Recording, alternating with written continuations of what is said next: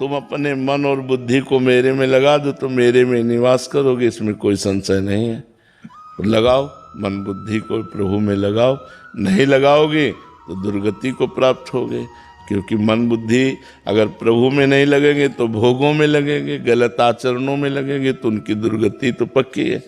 तो मन बुद्धि की दुर्गति क्या है?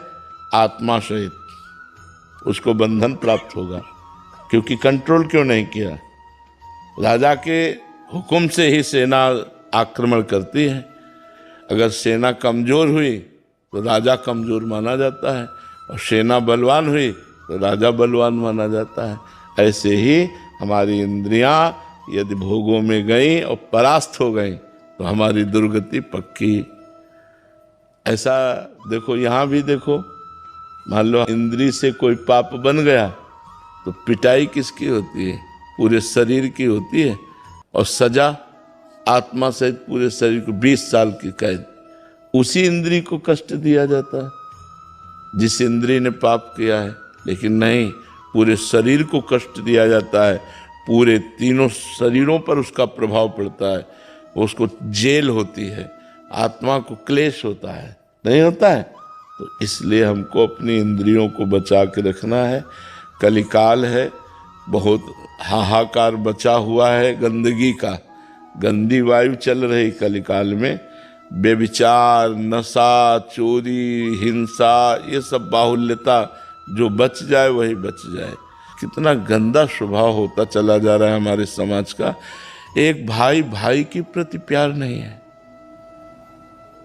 मतलब आश्चर्य की बात है, हमें तो भाई शब्द से ही लगता है कि एक प्यार हो जाना। हमारा भाई है तो हमें कितना प्यार होना चाहिए, हमारी माँ है हमें कितना प्यार होना चाहिए, हमारा पिता है कितना प्यार होना चाहिए।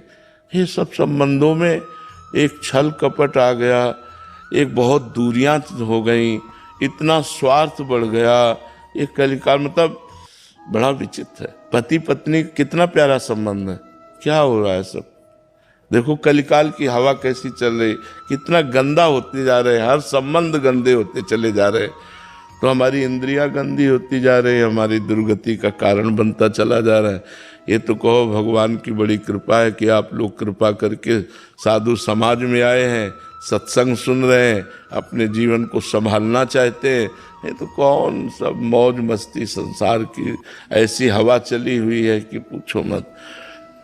कोई बिरला ऐसा होगा जो धर्म से चलना चाहे, नहीं सब मनमानी चलना चाहते हैं, नहीं चलना चाहते। जो मन आवे सो खाओ,